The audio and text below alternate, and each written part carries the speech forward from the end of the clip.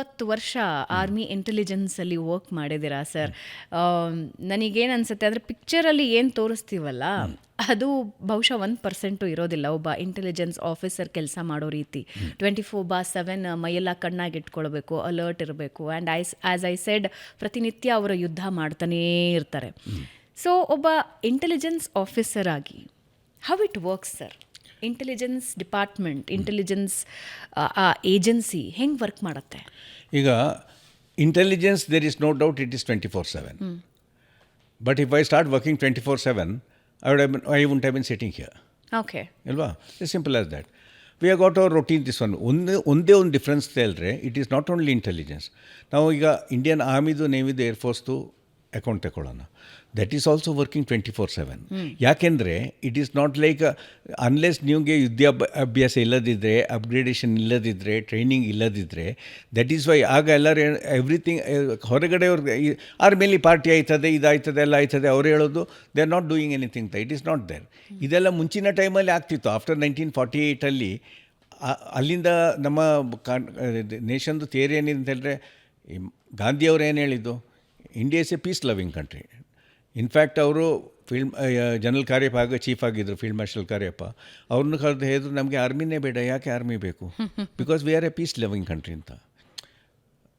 ಕಾರ್ಯಪ್ಪನವರು ಅವ್ರಿಗೆ ಆಗೋಷ್ಟು ಅವ್ರು ಕನ್ವಿನ್ಸ್ ಮಾಡಿದ್ರು. ಆ್ಯಂಡ್ ಅವ್ರು ಹೇಳಿದ್ರು, ನೋಡಿ ಹಾಗೆ ನಮಗೆ ಆಗೋದಿಲ್ಲ, ಈಗ ನೋಡಿ 1948 ಇದಾಯಿತು, ಇನ್ನು ಮುಂದಕ್ಕೂ ಇವರು ಮಾಡ್ಬೋದು ಅಂತ. ಅದನ್ನು ಒಪ್ಕೊಳ್ಳಿಕ್ಕೆ political system was not ready.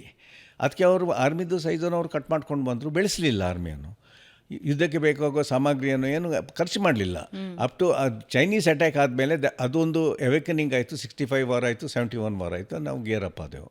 ಇಲ್ಲದಿದ್ದರೆ ಇವರು ನಮಗೆ ಈಗ ಸ್ಕೂಲಲ್ಲಿ ಕಳಿಸಿದ್ದು Himalaya is a national barrier ಅಂತ. ಅದು ಯಾಕೆ ಅವ್ರು ಕಳಿಸಿದ್ರು ನನಗೆ ಅರ್ಥ ಆಗೋದಿಲ್ಲ. ಯಾಕೆಂದರೆ ಜೊರಾವರ್ ಸಿಂಗ್ ಲೇ ಲಡಾಖಿಂದ ಹೋಗಿಬಿಟ್ಟು ಜೋಜಿಲಾ ಪಾಸ್ ಮೇಲೆ ಹೋಗಿ ಲೇ ಲಡಾಖಿಗೆ ಹೋಗಿ ಇದರಲ್ಲಿ ದಮ್ಚೌಕ್ ಅಂತ ಈಗ ಇದೆ, ಅದು ಅವರ ನಮ್ಮದು ಇಂಟರ್ನ್ಯಾಷನಲ್ ಬಾರ್ಡರ್ ಈಗ ಟಿಬೆಟ್ ಜೊತೆಯಲ್ಲಿ. ಅಲ್ಲಿ ದಮ್ಚೌಕಲ್ಲಿ ಜೊರಾವರ್ ಫೋರ್ಟ್ ಇದೆ, ಅಲ್ಲಿ ಆ ಟೈಮಲ್ಲಿ ಎಸ್ಟಾಬ್ಲಿಷ್ ಮಾಡಿದ್ದಾರೆ. ಸೊ ನಮ್ಮ ಆ ಟೈಮಲ್ಲಿ ಗೌರ್ಮೆಂಟ್ದು ಕಾನ್ಸೆಪ್ಟ್ ಮತ್ತು reasoning was different. 1962 war was the turning point. And I opener. ಅದಾದಮೇಲೆ ಇದು ಮೆಲ್ಲನೆ ಶುರು ಆಯಿತು. ಅಲ್ಲಿಂದ ಅವರೇನಾದರೂ ಇಂಟೆಲಿಜೆನ್ಸ್ಗೆ ಏನು ಪ್ರಯಾರಿಟಿ ಕೊಟ್ಟಿಲ್ಲ. There is no doubt about it. ಕೊಟ್ಟ ಇಂಟೆಲಿಜೆನ್ಸ್ ನಿಮಗೆ ಫಸ್ಟ್ ಎಲ್ಲಿಂದ ಸಿಗೋದು, ನಿಮ್ಮ ಫಾರ್ವರ್ಡ್ ಟ್ರೂಪ್ಸ್, ಮುಂದುಗಡೆ ಇರುವ ಟ್ರೂಪ್ಸಲ್ಲಿ ಫಸ್ಟ್ ನಿಮ್ಮ ಫ್ರಂಟಲ್ಲಿ ಕಾಣೋದನ್ನು, ಅದು ಬೇಸಿಕ್ ಇಂಟೆಲಿಜೆನ್ಸ್ ಅಲ್ವಾ. ಅದನ್ನು ಕೊಡುವಾಗ ಅದು ಕರೆಕ್ಟ್ ಅಲ್ಲ ಅಂತ ಹೇಳ್ತಿದ್ರು ಇವರು. ಅಲ್ಲಿ ಬಂದಿಲ್ಲ ಚೈನೀಸ್, ಸುಮ್ಮನೆ ಹೇಳೋದು ಅಂತ. ಯಾಕೆಂದರೆ ನೆಹರು ಅವ್ರಿಗೆ ಇವರು ಮಲ್ಲಿಕ್ ಅವರು ಅಡ್ವೈಸ್ ಮಾಡಿದ್ರು, ಇವ್ರಿಗೆ ಆರ್ಮಿದು ಇಂಪಾರ್ಟೆನ್ಸ್ ಬೇಕು, ಇವ್ರು ಕೂ ಮಾಡ್ತಾರೆ, ಅದಕ್ಕೆ ನೀವು ಅವ್ರನ್ನ ನಂಬೋದು ಬೇಡ ಅಂಥೇಳಿ ಎಲ್ಲ IB ಪೋಸ್ಟ್ ಅಂತ ಇಟ್ಟರು. ಡೆಮ್ಚೌಕಲ್ಲಿ ಎಲ್ಲ ಮೇಲೆ ಪೋಸ್ಟಲ್ಲಿ ಒಂದು ಫ್ಲ್ಯಾಗ್ ಆಗಿಬಿಟ್ಟು, ಅಲ್ಲಿಂದ ನೀವು ಅವರನ್ನು ಬಿಲೀವ್ ಮಾಡಿ, ಇವರನ್ನು ಬಿಲೀವ್ ಮಾಡೋದು ಬೇಡ ಅಂತ. So it was A plan at that time by the bureaucracy. Indian government believed China, believed Pakistan, but not Indian Army. Indian Army, not only Indian Army, some of the executives who were there in who were named by this one, they were selected people. And ಅವರು ಏನು ಹೇಳಿದ್ರು ಅಂತ ಹೇಳಿದ್ರೆ, ನಿಮಗೆ ಯಾವುದು ಕೇಳಬೇಕೋ ಅದನ್ನು ನಾವು ಹೇಳ್ತೇವೆ ಅಂತ. ಆಯಿತಾ? ನಿಮಗೆ ಯಾವ್ದು ಇಷ್ಟ ಇದೆಯೋ ಅದನ್ನು ನಾವು ಹೇಳ್ತೀವಿ. ಅದನ್ನು ಅವ್ರು ಪ್ರೂವ್ ಮಾಡಿದ್ರು 71 ಎಮರ್ಜೆನ್ಸಿ ಡಿಕ್ಲೇರ್ ಮಾಡುವಾಗ. ಆಗ ಆ ಟೈಮಲ್ಲಿ ಏನಾಯ್ತಿತ್ತು, IB ಮತ್ತು ರಾನು ಒಂದು ನಿಯರ್ಲಿ ಫಾರ್ 50 years IB ಮತ್ತು ರಾನು ಇಂಟರ್ನಲ್ ಇಂಟೆಲಿಜೆನ್ಸ್ಗೆ ಪೊಲಿಟಿಕಲಿ ಆಗ್ತಿದೆ ಅಂತ ಅದಕ್ಕಾಗಿ ಅವ್ರು ಯೂಸ್ ಮಾಡ್ತಿದ್ರು. ಆಗ ಇಂದಿರಾ ಗಾಂಧಿಗೆ ಅವ್ರು ಹೇಳಿದ್ರು, ನಿಮ್ಮದು there is a lot of dissent ಇದೆ ಕಂಟ್ರಿ ಅಂತ. She became very strong, she was not prepared to. ಅದನ್ನು ಕೇಳಲಿಕ್ಕೆ ಅವ್ರು ತಯಾರಿರಲಿಲ್ಲ. ಇವರು ಏನು ಮಾಡಿದ್ರು, ದೇ ಡಿಸೈಡೆಡ್, ಎರಡು ಆರ್ಗನೈಸೇಷನ್, ನಾವು ಅವರು ಅಂತಿತ್ತು ಕೇಳೋದಿಲ್ಲ, ಅವ್ರಿಗೆ ಬೇಕಾದನ್ನು ನಾವು ಹೇಳ್ತೇವೆ ಅಂತ. Rest is history. ಆ ಥರ ಆಗಿತ್ತು. ಆ ಸಿಚುವೇಶನ್ ಈಗ ಕಂಪ್ಲೀಟ್ ಬದಲಾಗಿದೆ. ಈಗ ಸಿವಿಲ್ ಪೊಲೀಸ್ 100% ಅವ್ರಿಗೆ ಗೊತ್ತಿದೆ. ಎಲ್ಲ ಸ್ಟೇಟಲ್ಲಿ, ಬಾರ್ಡರ್ ಸ್ಟೇಟಲ್ಲಿ ಫಸ್ಟ್ ಇನ್ಫಾರ್ಮೇಷನ್ನೇ ಅವ್ರಿಗೆ ಬರೋದು. ಇನ್ಫ್ಯಾಕ್ಟ್ ನಾವು ಮಿಲಿಟರಿ ಇಂಟೆಲಿಜೆನ್ಸಲ್ಲಿ IB ರಾವಲ್ಲಿ ನಿಮಗೆ ಫಸ್ಟ್ ಇನ್ಫಾರ್ಮೇಷನ್ಸ್ ಅಥವಾ ಅವರಿಂದೇ ನಾವು ಮೊದಲು ಕಲೆಕ್ಟ್ ಮಾಡೋದು.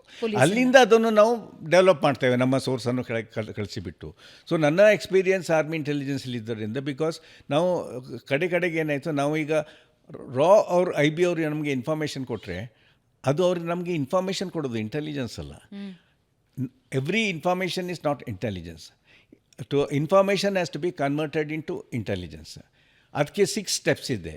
Collection, collation, logical thinking, analysis, ಅಸೆಸ್ಮೆಂಟ್ಗೋಸ್ಕರ ಅದನ್ನು ಮಿಲಿಟ್ರಿಗೆ ಸೂಟ್ ಆಗೋಕ್ಕೆ ಮಿಲಿಟ್ರಿಗೆ ಇಂಟೆಲಿಜೆನ್ಸ್ ಬೇಕಾ ಬೇಡವಾ? ಒಂದು ಅವ್ರು ಕೊಟ್ಟಿದ್ದರ ಅರ್ಥ ಏನು ಅದಕ್ಕೆ. ಮತ್ತು ನಾವು ಅದನ್ನು ಕಲೆಕ್ಟ್ ಮಾಡ್ತೇವೆ. ಅದರಲ್ಲಿ ಏರ್ ಫೋಟೋ ಇದೆ, ಸ್ಯಾಟಲೈಟ್ ಇಮೇಜರ್ ಇದೆ, ನಿಜವಾಗಿ ಇದೆಯೇ ಇಲ್ವಾ, ಅದಿದ್ರೂ ಅದು ಡಮ್ಮಿಯಾ ಅಲ್ವಾ, ಅದು ಮಾಡಿ ಅದರಲ್ಲಿ ಆ ಜಾಗ ಈ ಒಂದು ಆರ್ಮರ್ಡ್ ಡಿವಿಷನ್ದು ಮೂವ್ಮೆಂಟ್ ಆದರೆ ಆ ಜಾಗ ಆರ್ಮರ್ಡ್ ಮೂವ್ಮೆಂಟ್ಗೆ ರೆಡಿ ಇದೆ. ಅದು ಕಂಪ್ಲೀಟ್ ಕೊಚ್ಚೆಯಾಗಿರುವ ನೀರಾಗಿರೋ ಜಾಗ ಆದರೆ ಅದರಲ್ಲಿ ಆರ್ಮರ್ಡ್ ಮೂವ್ಮೆಂಟ್ ಮಾಡಲಿಕ್ಕೆ ಆಗೋದಿಲ್ಲ. ಆರ್ಮರ್ಡ್ ಆಪ್ರೇಷನಲ್ಲಿ ರೆಡಿ ಆಗೋದಿಲ್ಲ. ಅಲ್ಲಿ ಆರ್ಟಿಲರಿ ಗನ್ನನ್ನು ಇಂಥ ಜಾಗದಲ್ಲಿ ಪ್ಲೇಸ್ ಮಾಡಿದ್ದಾರೆ, ಅಲ್ಲಿ ಅವರು ಅದನ್ನು ಮೂವ್ ಮಾಡಿದ್ದು ಹೇಗೆ, ಅದಕ್ಕೆ ರೋಡ್ ಇದೆ, ಅದನ್ನೆಲ್ಲ ನಾವು ಸಿಂಥಸಿಸ್ ಮಾಡಬೇಕು. That is intelligence. ಸೊ ಈಗ ನಮಗೆ ಸಿಕ್ಕೋದು ರಾ ಇನ್ಫಾರ್ಮೇಷನ್. ಕೆಲವು ಹೀಗೆ ಮಾಡ್ತಿದ್ದಾರೆ ಅಂತಂದರೆ ಅದನ್ನು ನಾವು ನಮ್ಮ ಆಪ್ರೇಷನ್ಗೆ ಸೂಟ್ ಆಗುವಾಗೆ ನಮ್ಮ ಆರ್ಮಿದು ಡಿಪ್ಲಾಯ್ಮೆಂಟ್ ಅದ್ರ ಮೇಲೆ ಆಪ್ರೇಷನ್ಸ್ ನಾವು ಕೊಡೋ ಇದ್ರ ಮೇಲೆ ಅನಾಲಿಸಿಸ್ ಮೇಲೆ ಅದು ಡಿಪೆಂಡ್ ಆಯ್ತದೆ. So that is our basic job in the military intelligence.